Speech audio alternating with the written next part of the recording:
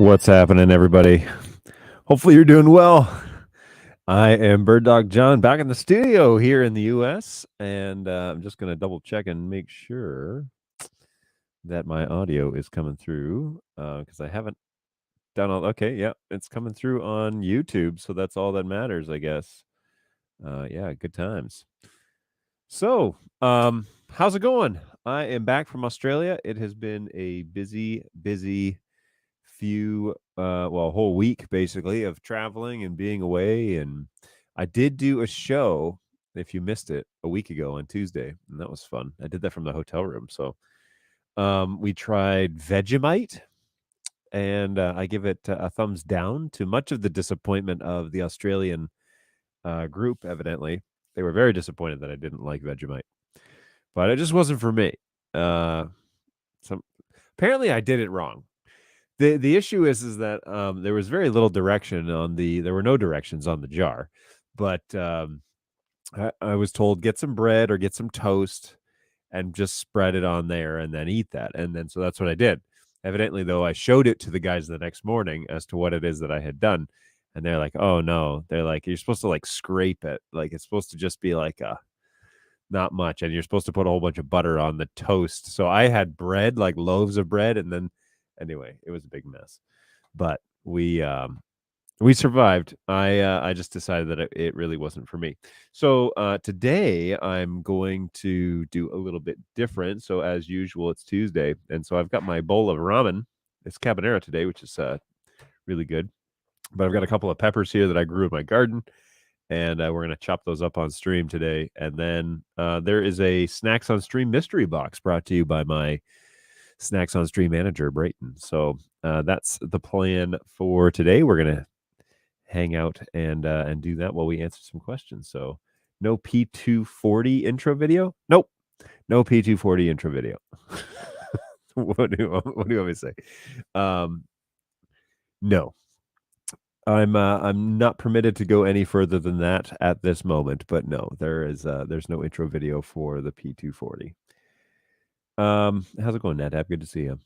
Hey, if you need to reach out to us for any reason, for support, or if you're lonely or something, feel free to hit us up at help@birddog.tv, and we can definitely give you a hand with your NDI questions. I got a great group of guys that work here at the support group, and they'll be able to give you be able to give you some help. So let me just jump back over here. So yeah, we'd love to do that, and feel free, help@birddog.tv. It'll open a ticket, and then we'll be able to chat with you through there.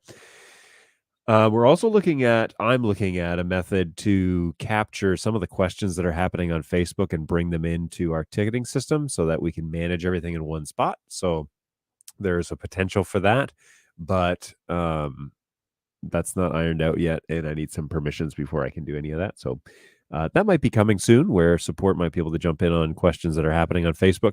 I know that it's weird because part of it is folks like asking other people, not necessarily the bird dog, because if they wanted to ask bird dog, they would just email the help desk and we would help them.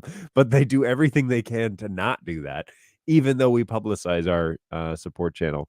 So they must. My conclusion is they must just like asking others their opinion and not the actual manufacturer. So, or maybe they don't think we'll respond. One way or the other, it doesn't normally happen. So, yeah, good times, great oldies. All right, let me pull up my overhead camera, and I'm gonna toss it up on my second screen because I want to cut these jalapenos up while we're sitting here, and my ramen is warm. So I want to be sure to get this part done. I don't have a cutting board. I'm just using my table. It's how we do here at Bird Dog, by the way. We're nothing fancy. We're just trying to make it happen. All right, so we take our ramen, and we're just gonna toss those in there. All of those. Good. Now this is called a Boss Man, and it looks powerful, but it's actually pretty light. Like there's not a whole lot of Scoville level to it. So I know, disappointing, but but it has a really good. It's got like a really good smell, and it does have a little Scoville to it, but not much. So we're just gonna cut off some. I'm not gonna put the whole thing in my ramen. Wow, it's making a giant mess with these seeds. Anyways, we'll do that. Those are some decent slices, right? We'll toss those in here, and then I'll clear off this table. Let's see. Oh, no tissue, so this will be fun. All right, cool. So let's put that in here. You can see my mess of peppers, and I'm getting a little adventurous here. Just do it. People often want an immediate answer and a solution to their problem, even if the official answer is not supported. They still need it to work. Yes. I'm not tracking on this one. People often just want an immediate answer. So you think that folks on Facebook, so they'd rather get an answer on Facebook if it's not an official answer. Maybe it's the wrong answer, but they'd rather just have an answer, even if it's right or wrong. Because that's what blows my mind is like people are like, if that's the case, people are reaching out on Facebook because they think it's faster. But like, what if they're given a bunch of like rabbit holes to go down or like things that aren't true? Anyway, seems odd that would be the choice. But anyways, all right, I didn't break up these noodles, and so they're super long today. But we got some huge peppers in here, looking good. Smells good too. Okay, so there it is. And then today, after we're done with the ramen, we're going to open the mystery box. So we'll see how that goes. Thus, Facebook. Yes, Facebook. Yeah, we're gonna do what we can about Facebook because there's been talk about what to do with it because it's kind of just like a catch-all of everybody's opinions, and it would be better if it was like on a forum or something, right? Like where questions could be asked, but then they'd be answered, and then you could just search the forum. Facebook is not really like a searchable platform, so it's not very helpful.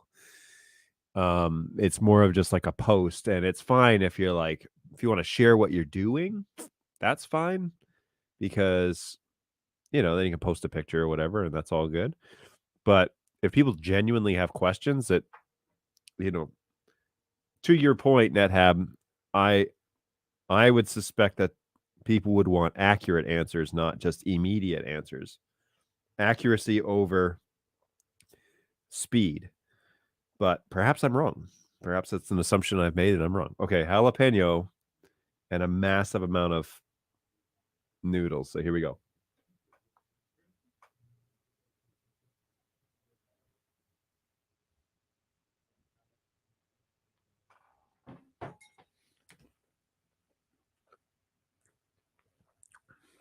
Okay. Really good. But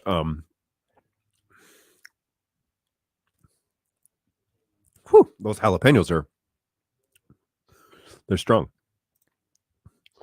They want their quad 4K running on a Unify switch to support vMix and won't take no for an answer. It's static. Yeah, good times. Good times. Yes, I know those people. Whew. Man, I just swallowed some jalapeno spice. Those big green peppers are good.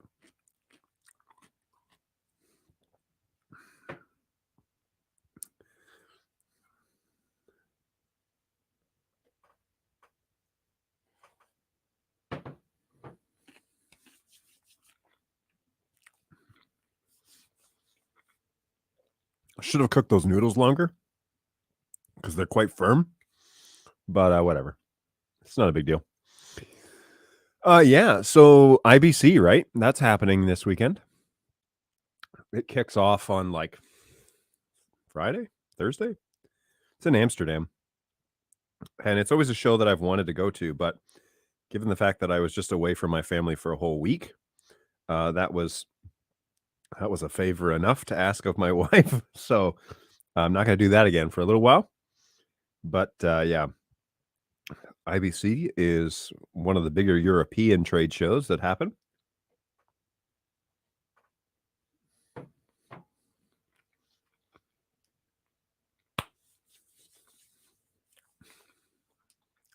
That's really good.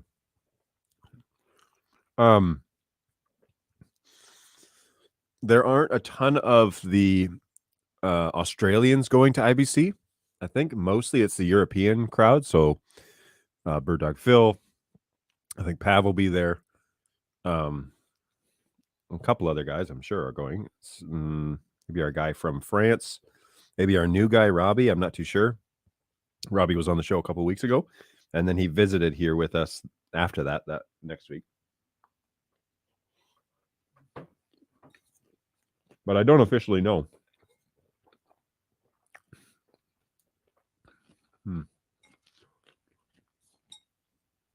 I do know that I won't be there. That's confirmed. All right, so no beverage, jalapenos, and Big Boss peppers. Who I'm going to be fighting this one. This is we'll see. This might have been a mistake. We shall see. All right, so what's going on, everybody? What's going on, everybody? Happy to answer any sort of NDI questions that you got up. I will be also going to the Facebook page again and answering questions that get posted on there. And so that would be great. Now, I answered a question for somebody on the show last week, and he commented underneath, and I have responded since then. But let's see here. Oh, maybe it wasn't that show. Maybe it was the one before. Yeah. He said, it's so funny to all of a sudden hear your name.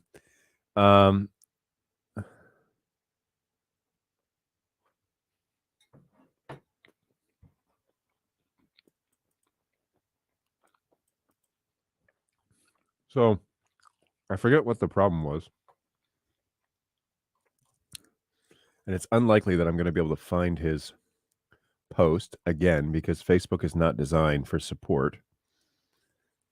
Good golly. My lips are on fire. Let me search for his name.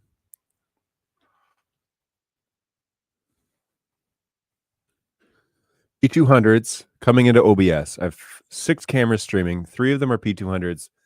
They're all fine in NDI monitor, but as soon as I preview on OBS, the stream starts to stutter, skip frames, as if in slow motion, specifically when previewing the P200.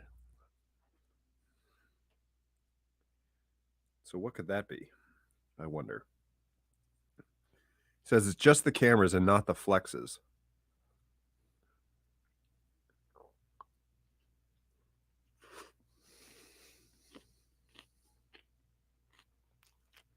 I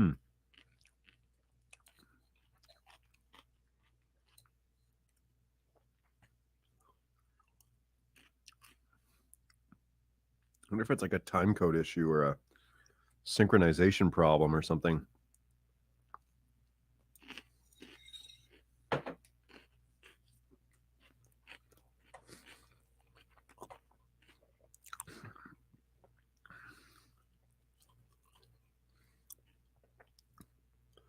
Wowzers. Yeah, those jalapenos are hot. Oh, and he's got a P120, and those are also fine. So there's got to be a setting when it comes to the cameras. If all 3 cameras are set up the same, wonder if it's like a resolution issue, if he's got different resolutions on the cameras.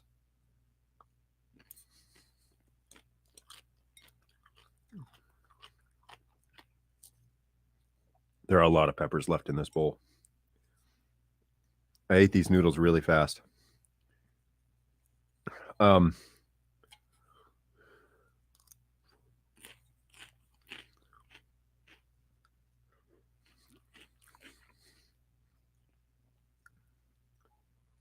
Good golly.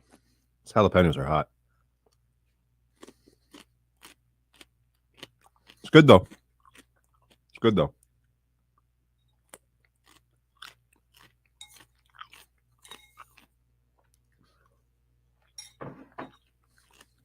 Well,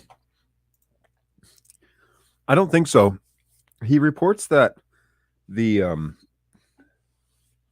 like the cameras start moving in like slow motion when they go into the preview window. I suspect OBS is using the full value on the camera and not the proxy stream.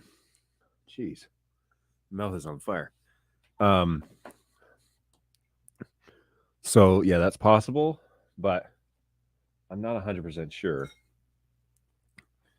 I also don't. I mean, I used OBS for a long time, right? On this show in particular, but I gave up on it because it couldn't do what I wanted it to do. It was dropping frames like crazy. And so it's good to an extent, but I wonder if it's a cheat. Whew. I wonder if it is the integration, the NDI integration is more geared towards HX, like low bandwidth, and not high bandwidth. Again, he claims that he doesn't have any issues, which I believe, have any issues with the flex units or the P2 or the P120, just the P200s. Perhaps, what firmware is he running? I've noticed similar things. So this is what other people said. I've noticed similar things with preview streams, the P200 TriCast multi-viewer, no solutions. I have yet to open a ticket with BirdDog. Oh, I have an open ticket with BirdDog. That's about 2 months old. I would check in with BirdDogJon tomorrow at 8 a.m. Pacific time. Lasts for about an hour on Thursdays and Tuesdays.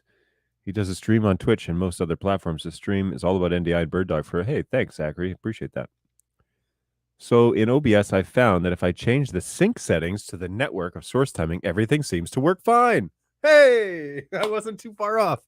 It's true. There are sync settings. What I noticed with OBS is that you flip them and then it like cleans up all the drop frames for a bit. And then it happens again later, and then you got to switch it back. And then it cleans it up for a bit. But good night, my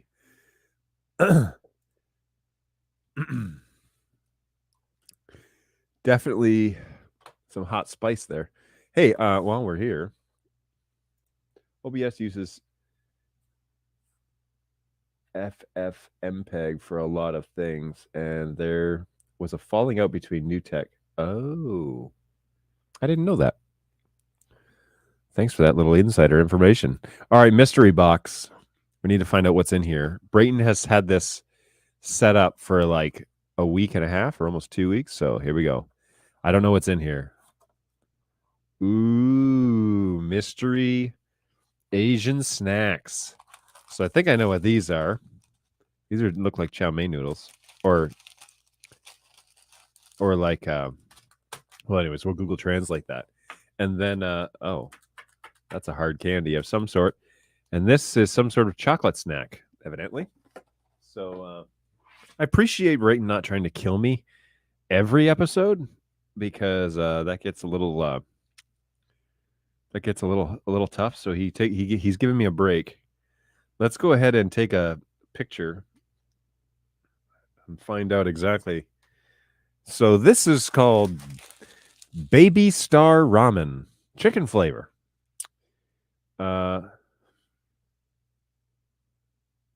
Save the future. There are 4 types to choose from.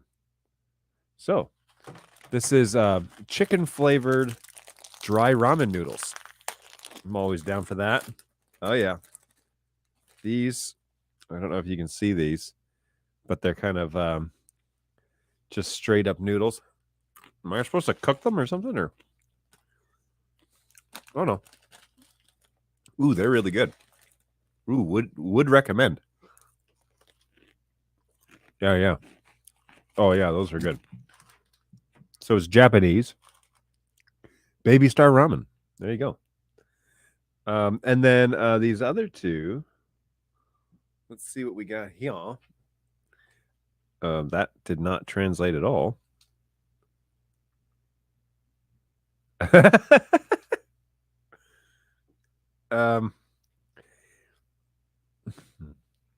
Okay, let's do one at a time because this is not translating. Okay, so this, they don't know what this is. Cocoa snack is what we're getting there. And now this guy is brown sugar candy. And the top, this little symbol right here says take a shower. I'm not kidding. I don't know if you can see that. It literally translates to take a shower. Maybe it's not a very good translation, but that's hilarious. So brown sugar candy, also known as take a shower. And this is cocoa snack. Still kind of a mystery though. And these are just flat out delicious. These are great. These are really good after that bowl of spicy ramen. I approve.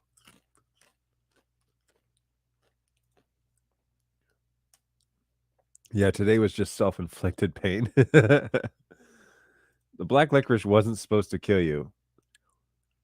It's just gross. I would fully agree with that statement. Black licorice is disgusting. Not a fan. This is just dry ramen. I agree.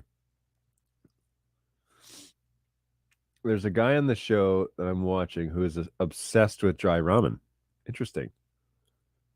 Like what I have, but a big bag. I mean, there's a lot of it in here too. It's not a small bag of ramen. So, yeah, this is pretty awesome.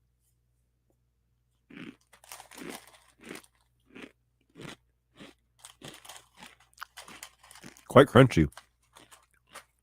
Okay. Well, let's keep going. We'll feel free to jump in if you have an actual NDI question. That's what I'm here for. So if you have an actual NDI question, happy to answer that. But while we wait, oh, this is weird. We're going to eat snacks on stream. So it's like a wafer covered in chocolate, I think, or maybe like a rice thing.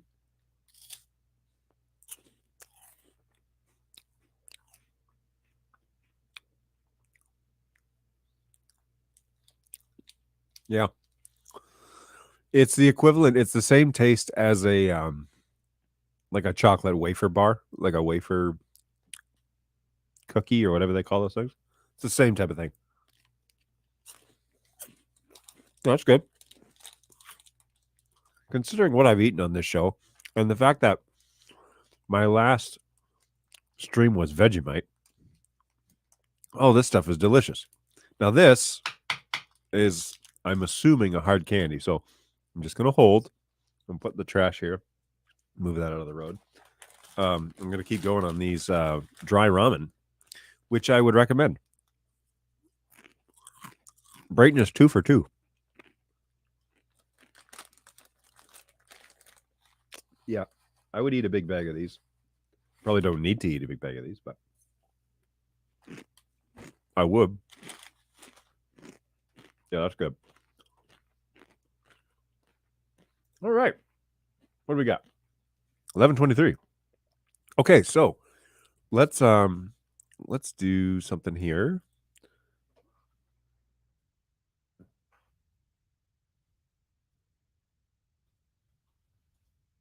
See if I can get into this.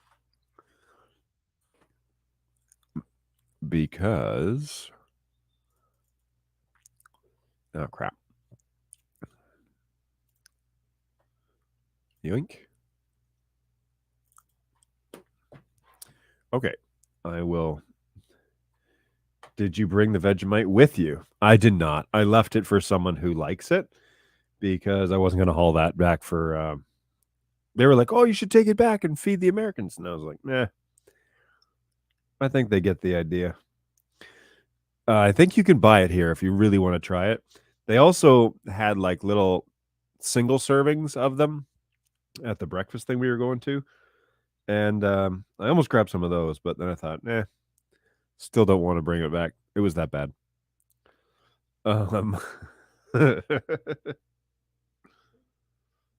Okay, here we go.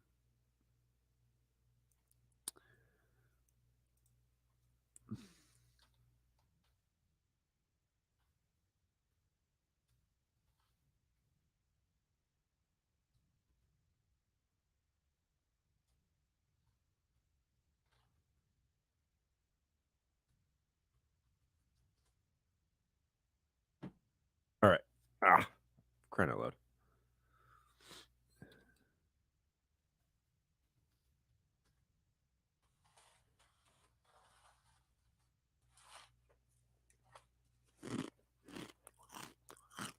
All these like two-factor authentication passwords that I have to type in, right? All right. I'm going to blow this up and I'm going to stop and I'm going to share screen. Share that. Okay. All right, let me find. So I was on a Qantas flight, which was great, and Qantas usually do a great job with international flights, and so they have a good, even like in-house entertainment system and whatever. So that was really nice. You guys saw that room that I was in. Well, briefly, I showed you some of it, but I can show you a little bit more of that. So we that is the couch that I did the show from, and I put that secondary camera up there on the countertop. So that was a good one, and it's a huge room. I mean, I I barely took up any of the space, but yeah, there's like a full kitchen in there. This was the bedroom, and then there was like a couple of balconies, one inside, one outside. That was nice. I never used them, but it was nice, and then quite a large bathroom area. So that was awesome for just one person. Yeah, lots of space, and evidently it wasn't very expensive compared to the other options around Melbourne. So I thought that was nice.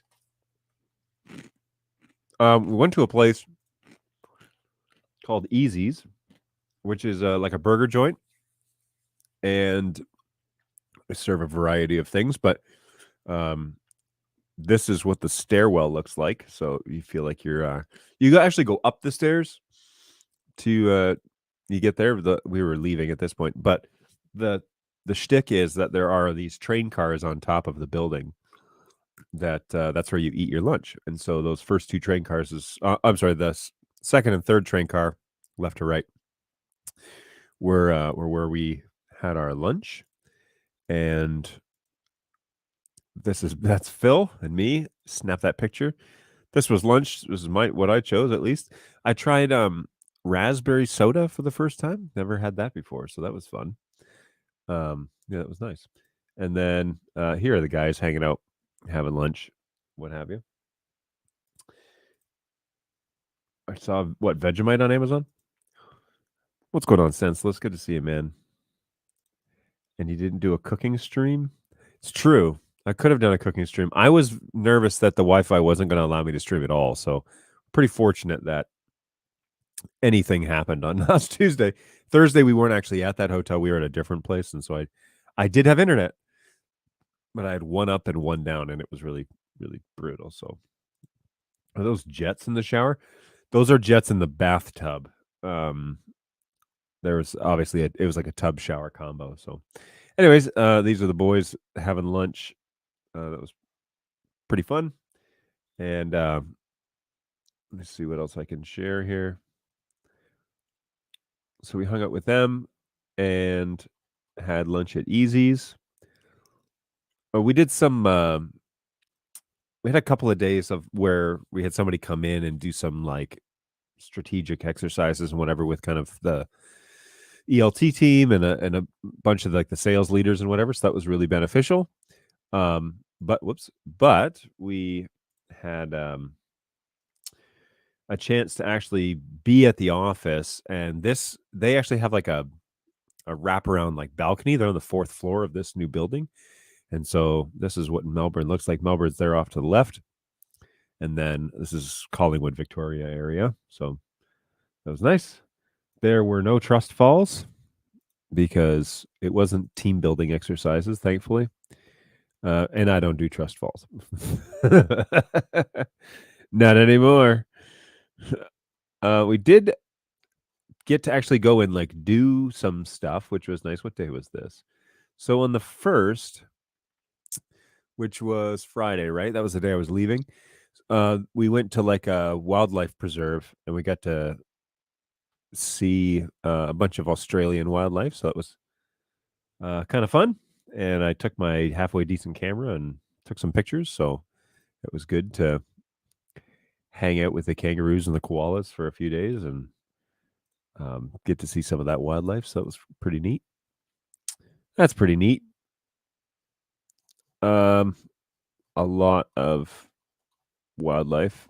It's the majority of this album, actually. Think about what else we have here. We did get to see some of the countryside, which was nice. Unbelievable. Let's see if I can find that. There's a better shot here. This. So yeah, there's some like unbelievable countryside, and you're not really that far. You're maybe like 45 minutes out of Melbourne at this point. And so these massive mountains, which is kind of hard to tell on this panoramic view, but these really huge mountains that kind of surround this area. And this is a lot of like wine country. Do a lot of grape growing. So yeah, I had to, this was in the morning. This was Friday morning. I had to like go out to the road and actually take a picture because I felt like I was going to miss it if I wasn't paying attention. So I was off to breakfast that morning, but grabbed a couple of shots of the countryside. And then here's some of the guys. So we all, some of you might know Dave. So Dave's there on the right. And of course, me in the middle. And that's Eamon on the left. If you don't know who Eamon is, you haven't been around Bird Dog very long. If you don't know who Eamon is, he's one of the owners, one of the founders. So we're waiting on our dinner. Some more of our guys. So Dan, who's the owner, and that's Filippo. He's the head of sales in Latin America. And of course, Eamon again in the background with Dave and Robert, and then Monty. We've had Monty on the show a couple of times. So they were all there. Had a great chance to visit, hang out a little bit. This makes it look like I was really busy doing work. This is that office. This is their office building. Like this is that like beautiful like outdoor area, and so I was discussing something there with that's the CFO of the company. Just talking through some things with him before the day was out. So really cool building. Really really nice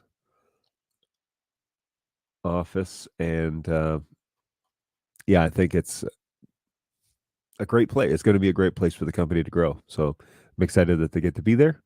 And I'll just throw up last but not least here. This is a Tasmanian devil. So apparently they're like super cute, but they make terrible sounds when they're mad. So just a heads up. Don't get in the pen with them. That's what the guy told us. He's like, yeah, just don't get in the pen. So fair enough. I'll take his word for it. I asked the Australians, I was like, so okay, what wildlife, could kill me in this? And they're like, nah, you're not gonna run anything like that in Melbourne. I was like, that sounds like something you would say if you didn't want somebody to know the things that would kill them. But it was nice. It was a very nice building. I see you presetting those candid shots. Presetting? What did I do?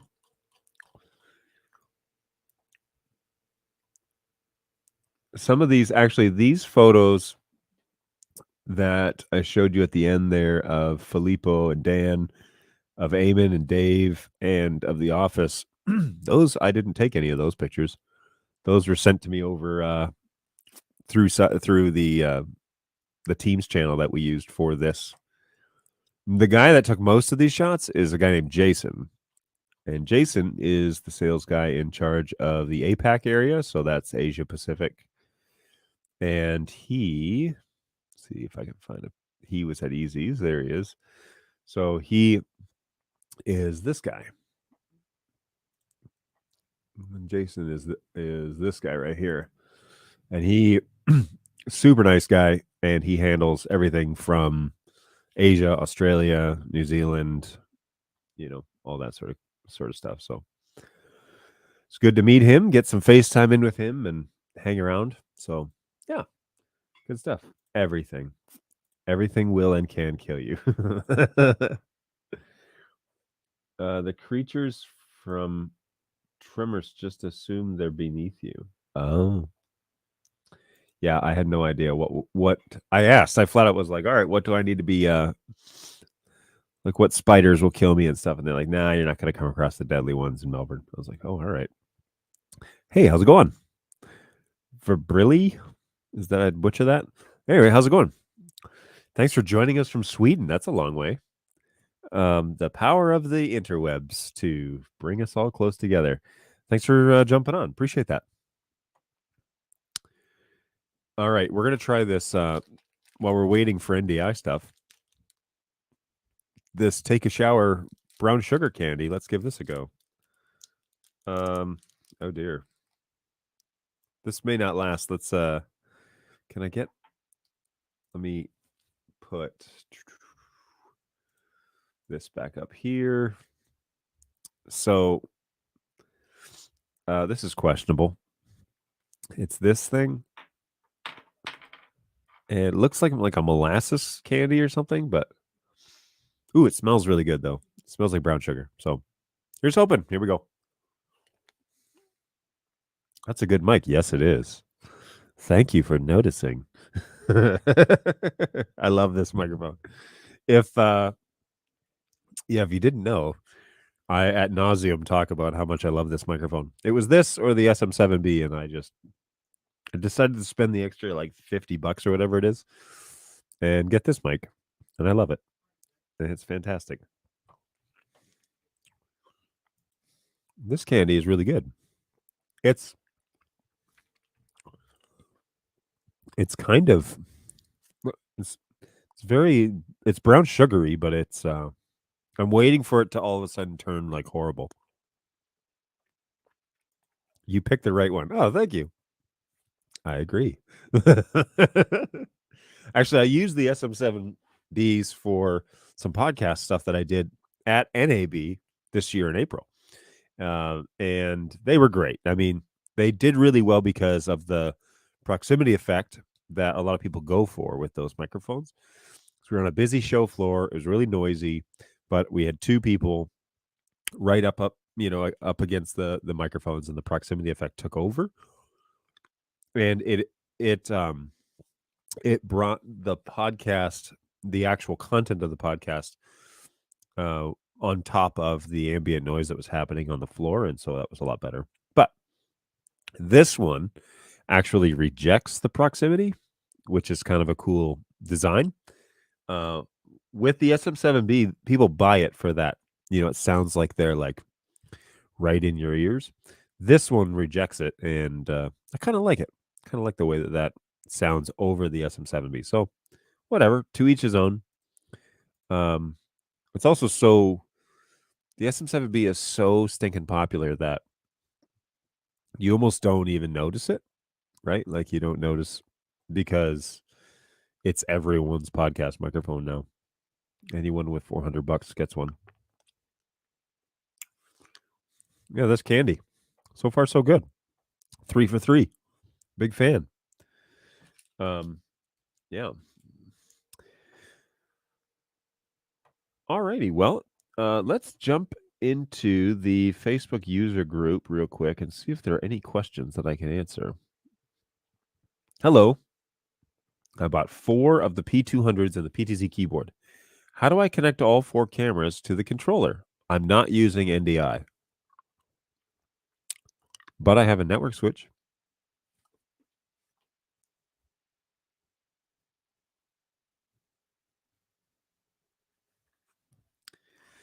Whew. Well, there are a couple options. The first option is, if you don't want to use NDI, then you're stuck with Visca IP or RS422 or 232. I don't know why you would not use NDI. At least NDI for control, but NDI for whatever. Um,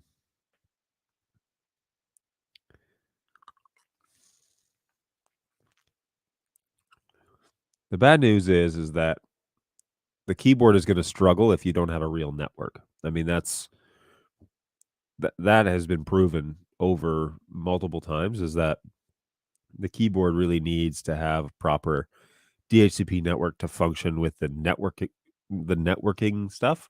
And so I think the only move here would be to use the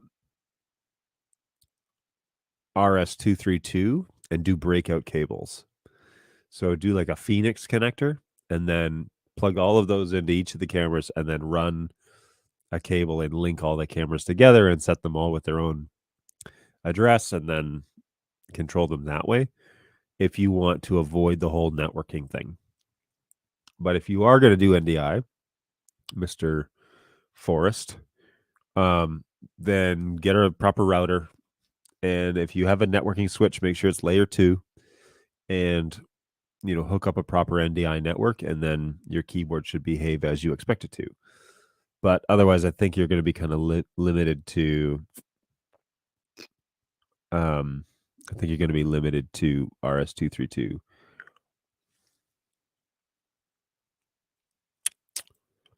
I guess you could do Visca IP. It just seems a little bit strange, that's all.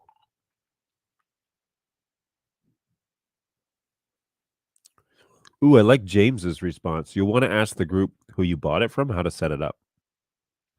Generally, the quick setup is the easiest way, but you'll need to do all the firmware updates first. And there's a bit of a trick to those.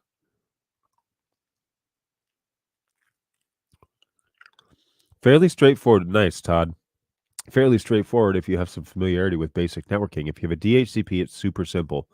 Plug them all in at once and a PC using Bonjour browser. Get to each of the IP addresses. If no DHCP, the trick is to remember that they all default to the same address, so you'll need to plug one in at a time, connect to it, go to the web interface of the device, set up a unique IP address. Boo. You deviated. Repeat for each camera.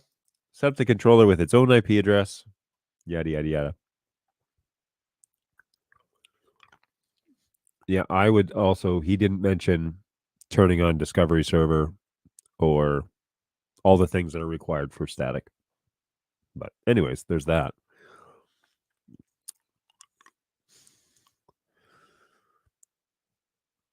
Hi everyone. I have a BirdDog P400 camera connected to a mini encoder to our network, and I've been using it with the computer for vMix for live streaming.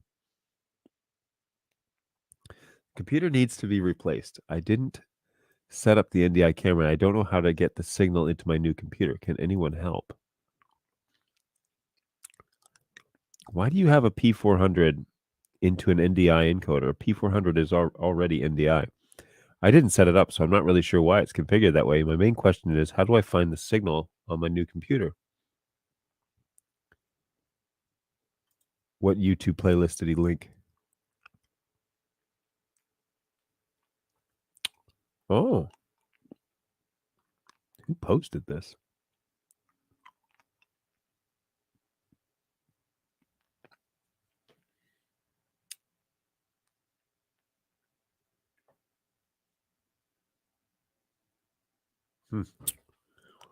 Interesting.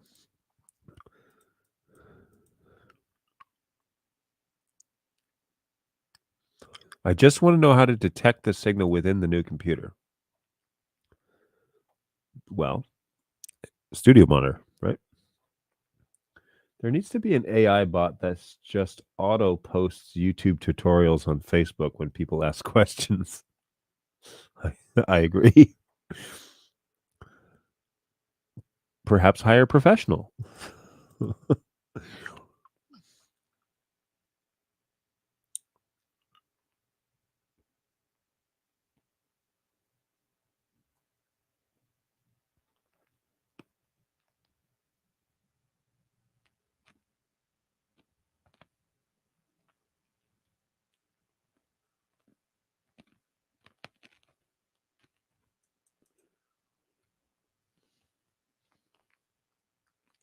P400 doesn't need to be connected to a mini converter as it outputs NDI already. Get on a Windows computer and use something like Angry IP Scanner to find the IPs. Why isn't anybody just saying download Studio Monitor and look for it on the new computer? Why is that not being suggested? That's a go-to, right? Everybody knows that. If you want to find your camera, open Studio Monitor. Studio Monitor will show you the signal, and then you just click the little gear cog, and it takes you to the web UI. That's not listed once here. Hey, Maria, if you stumble upon this show, go to ndi.tv/tools, download the toolkit for your computer, open Studio Monitor, and right-click and look for your camera. When you find the camera in the bottom right-hand corner, there's going to be a little gear cog. Click on that. It'll take you to the web UI. Boom. Then you can get to the web UI of the camera, and you can also see the camera signal. It's pretty straightforward. Then again, if you're not techie, if you're not like IT savvy, I get it. It can be confusing. Hi everyone. I have a weird issue with my setup. I feel like I've tried everything. P400 to Netgear switch to BirdDog HDMI decode to ATEM television studio 4K.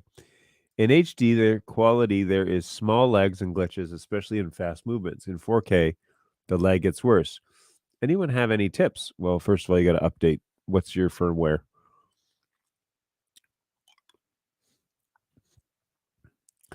Yeah, firmware. Are you running DHCP? Are you, man? Yeah, what's your are you running interlaced or progressive? Because interlaced is kind of a mess. Not on ours. Interlaced is just a mess. Like it's crap. It's a crap resolution, but half the world still uses it. Just for testing, try to check Studio Monitor. I had this early with a Flex when I had quicker movements, zoomed in and out. At the same time, it was smooth in Studio Monitor. In our case, it was 1080i 50 and never got resolved. So if you tried it in 1080p 60, does it resolve? I also did another test with OBS or vMix. If you have vMix, you can pull up the stats and see how often it's dropping. No. If it's the source's problem, I'm currently sitting here doing the same thing. Yeah, okay, the vMix frame drop could also be like your NIC card, your switch, it could be processing power, it could be like dozens of things. It's not just the source. 9 times out of 10, the source is fine. People send me these screenshots of vMix all the time. It's not actually an NDI analysis. Go and use NDI analysis if you want to actually go capture the frames. We don't actually know how vMix comes up with these numbers. So it's like people send it to us like, "Well, see, it's dropping frames." It's like every single camera in the world drops a frame every so often. It's just the nature in which how cameras work. You'll However, you don't see them or notice them. It happens all the time. Until, of course, somebody puts up a number in front of you, and then you sit around and wonder, "Oh, why is it dropping frames?" Well, it's like, no, it's always done that. Every camera it's ever been in existence has dropped frames because of, again, processing or whatever, but you never knew it until now. So they kind of did everybody a disservice by putting that in there. What they should show is large packet drops, like if it misses more than one instead of every single one. But anyway, pet peeve of mine with vMix.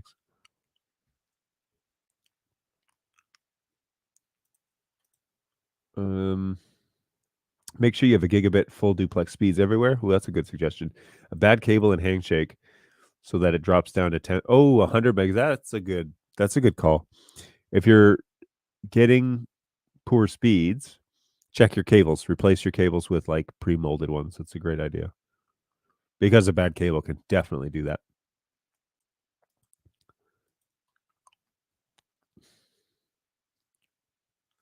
I just installed the new beta software on my P200s. Unfortunately, on boot up, the image is black and white. I have to do a reset image settings every time I boot it up in the camera to correct this. Did you try to resave preset 1 after you did the image? Yeah, I tried that. It goes to black and white on boot up. Just went back to 4.5. The problem is gone. It's a shame that I can't use NDI 5. What's your ticket number, dude? After you update it, it will go black and white. Thank you, Daniel. You have to go into the web interface, reset the color settings, and then it will be fine. I did that, but when I power it back on, it's black and white. Then you need to resave your first preset, and then eventually all the others. In my system, I did not save exposure, white balance, and color information on my preset, so I only had to set it once. Yes. You can go to NDI 5, Mr. Jim, but you need to resave your presets. It boots up to preset 1, and if you haven't resaved the preset 1, it's going to revert back to 4.5 preset information, and that will change it to black and white. That's why you're having that error. There's nothing wrong with the firmware. You just have to reset the color, resave preset 1, reboot the camera. You'll be fine. Hi, everyone. I have a BirdDog P100. I'm struggling to keep the aperture fluttering. Okay. At least that's what it looks like on the monitor. When I change between presets, I know what he's talking about. I've adjusted the camera to full manual. Boom. That's your cause. Bumped the gain all the way down, made sure that some further picture adjustments. Every time I recall a preset, it looks like yeah.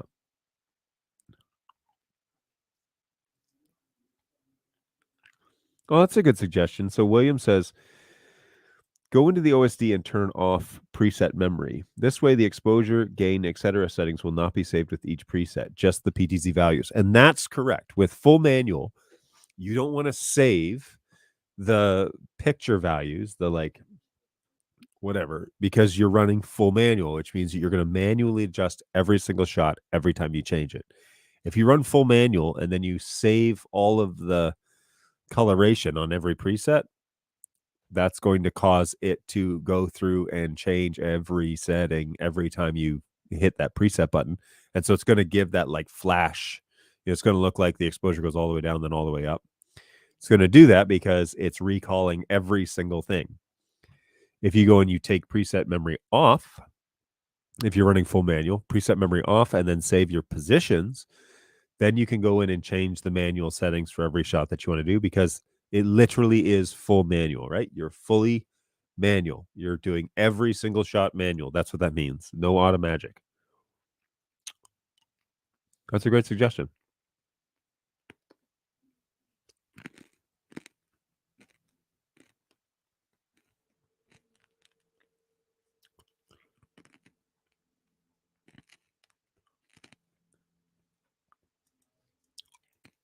Okay, brand new user, and I really am loving these products. My only problem right now is encoding with the Flex in and decoding with the Mini. Leaves me with the display much darker than the original.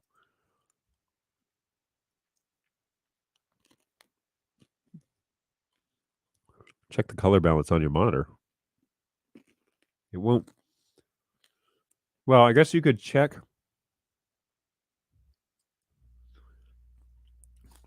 your check Studio Monitor first and make sure the Flex is encoding it correctly. It shouldn't change any of the exposure or color or anything. Pull it up in Studio Monitor. Make sure Flex is encoding it correctly. Then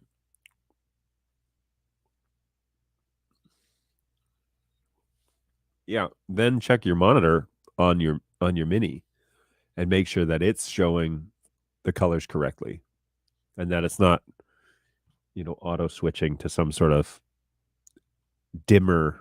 The Mini doesn't change that. Or maybe it's a bad HDMI cable or something. But yeah.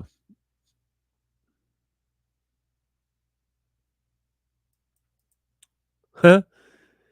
Thanks for keeping us in the loop. Quick question. This is about Play, the announcement from the 21st. Should we expect Play to have more or less latency than the Flex 4K out? What do you think? Or a studio monitor PC? I use NDI for various programs and confidence feeds for my gigs, and I want to know if Play will fit well or if it should be viewed as a separate use case.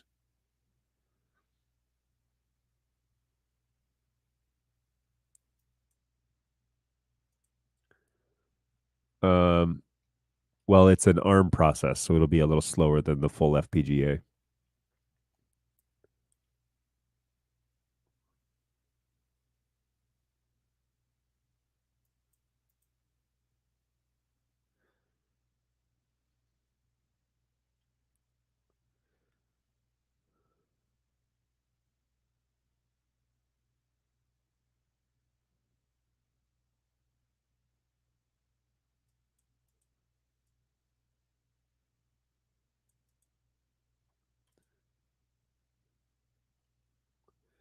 So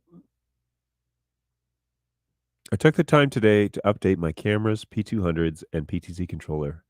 And what a change. Thank you, BirdDog. Now your cameras rock after the years of struggles.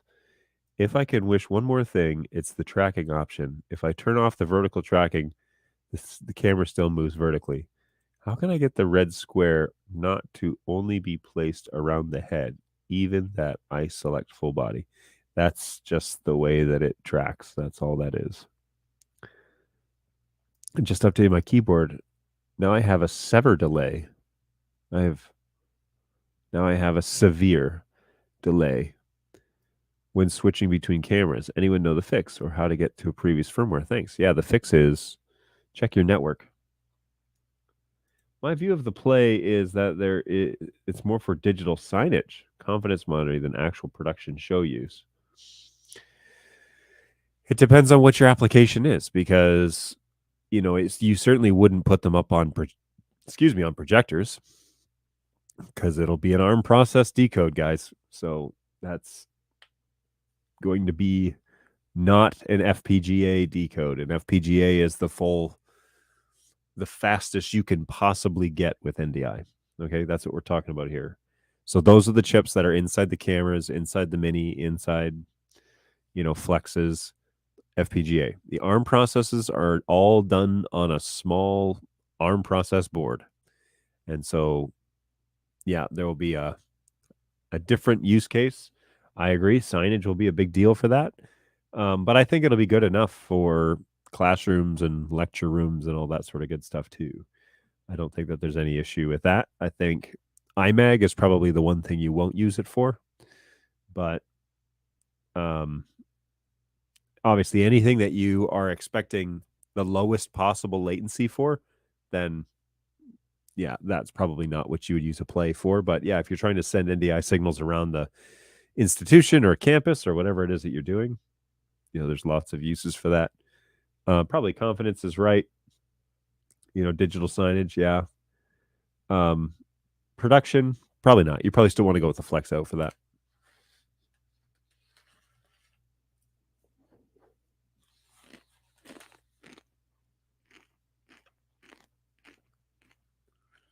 I don't even have a solution for setting a white balance color temperature. I shoot in a mixed lighting stage environment and set my human controlled cameras to 4300 Kelvin, which keeps the yellows yellow and the blues blue. Is there a solution in the web UI? Somebody said, which cameras? You literally have to just go to the picture tab and dial it in. P400, maybe I can't see the forest through the trees. Which settings let you dial in temperature? Oh, this guy's looking for like a Kelvin setting. He doesn't own many Sony lenses, evidently.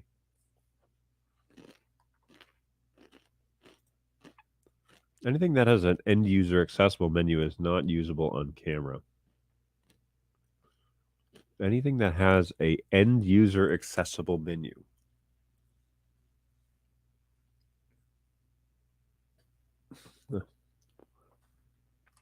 is not usable on camera.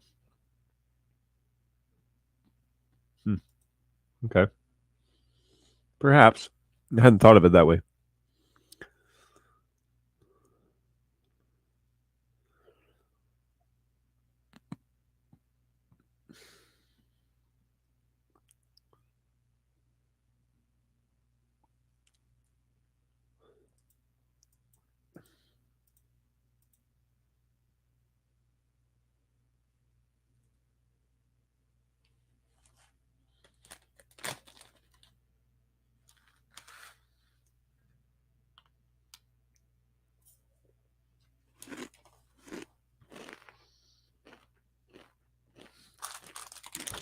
These were good. I don't know if I've said that before. I sure have. The Play has a UI and a remote.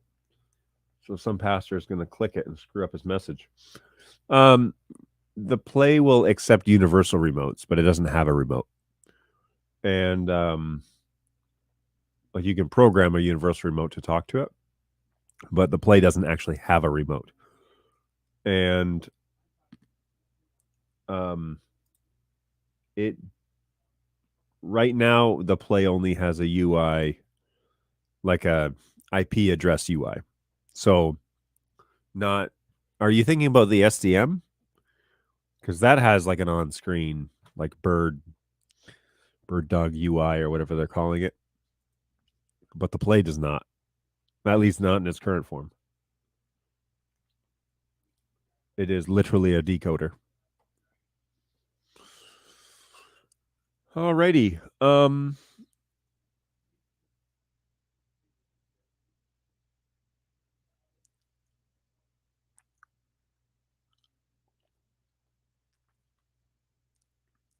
I purchased a BirdDog Mini and a DSLR camera, but it's not being recognized on the Mini. It stays green and doesn't change any of its lights.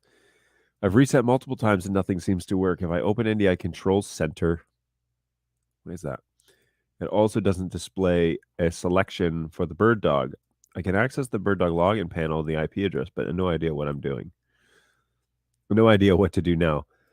What is your DSLR outputting? What resolution are you sending the camera?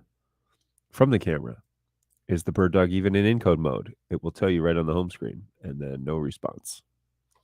So maybe he figured it out. The Play is supposed to have an Apple TV-like menu to select sources.